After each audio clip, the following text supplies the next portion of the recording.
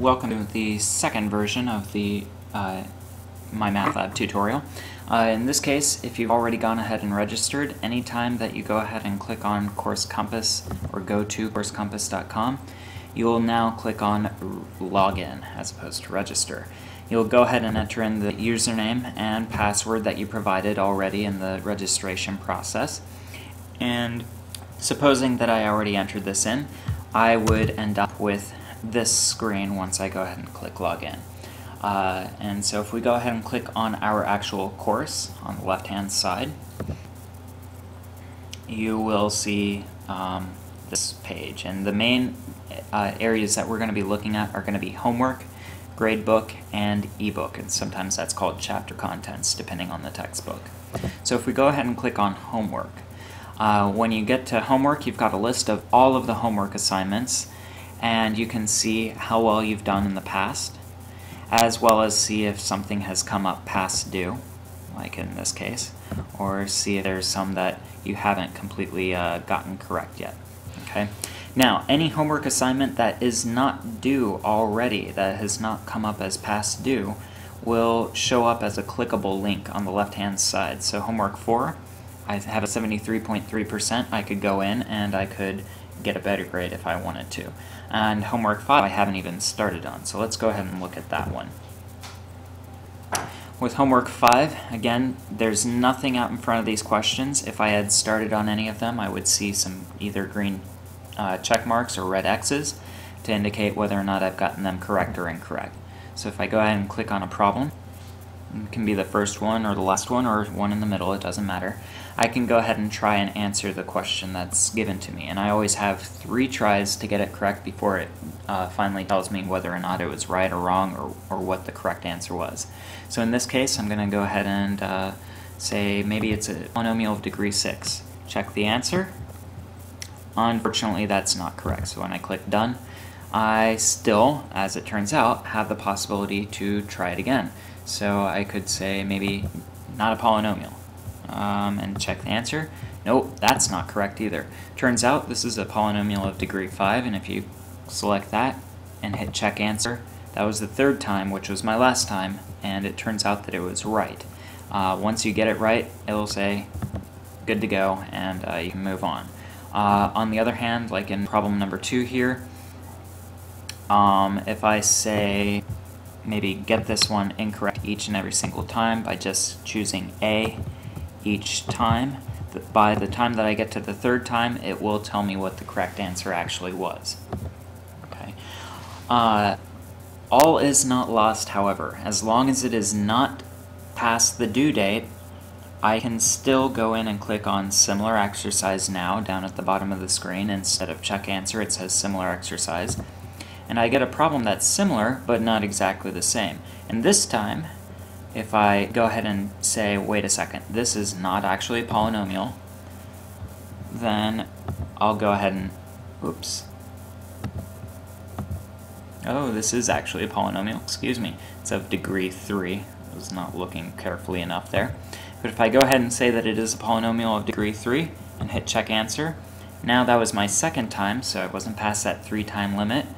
Right now it looks like, oh, I don't have that right, but if once I hit OK, it switches over to scoring it as correct.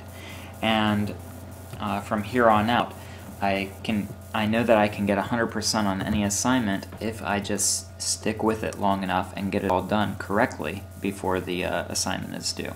Now again, remember, if you get it incorrect 3 times in a row, you'll have to work a slightly different problem. Once you're done working on the homework assignment, go ahead and click Save. And that's all that you have to do. If you want to ever come back to it, you still can come back to it. Like for instance, oops, I accidentally closed it out. Well, usually if you close it out, you have more of those dialog boxes saying, are you sure you want to close it out or whatever. But you can still go back into homework before the due date, click on it, and you'll still be able to go to any of the remaining questions that you want to try and work on. Okay. And we can get even more points. Okay. Again, always click Save once you're done. That's all that you have to do in order to make sure that your grade is recorded. And I will be able to see how well you did, what you answered, and what the correct answers were already. Additionally, you'll want to also sometimes use Gradebook.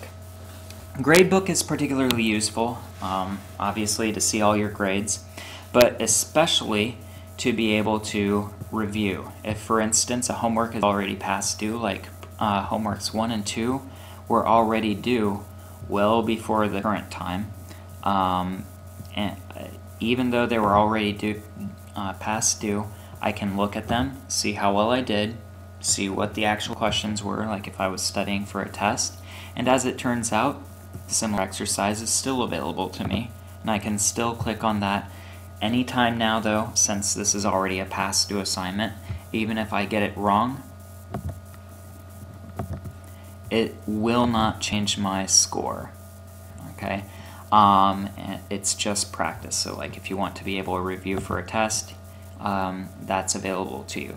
However, if you notice, homework number 3 was a homework assignment that is past due, and the reason why I know it was past due is because I don't see it up here as being possible to review. So the best thing to do is, as soon as you hear that a homework is due, go in, try at least one problem and save it. Even if you get it incorrect, you'll be able to rework on it eventually later, as long as it's before the due date, and as long as you have worked on it at least a little bit, you'll be able to review that and be able to have that as an extra tool to study for the test. Another possible area to look at is the ebook. Obviously, it is an electronic version of the book, so we could go to chapter 1, go into whatever section we want, and we would be able to open up the actual textbook section by clicking on Multimedia Textbook section. And it just shows you a lovely picture of Will Ferrell, or whoever that is, and all the textbook that's in there. Additionally, if we wanted to look at the textbook problems that are in there, that's this multimedia textbook exercise set. But the two biggest things here, other than just reading the textbook, are that we could watch a video presentation, in case you don't think that Mr. C is the best teacher in the world, you could watch that. Or even better yet, we can work on extra MyMathLab type problems. You'll see a huge list of problems. These are just all practice problems for you to start working on.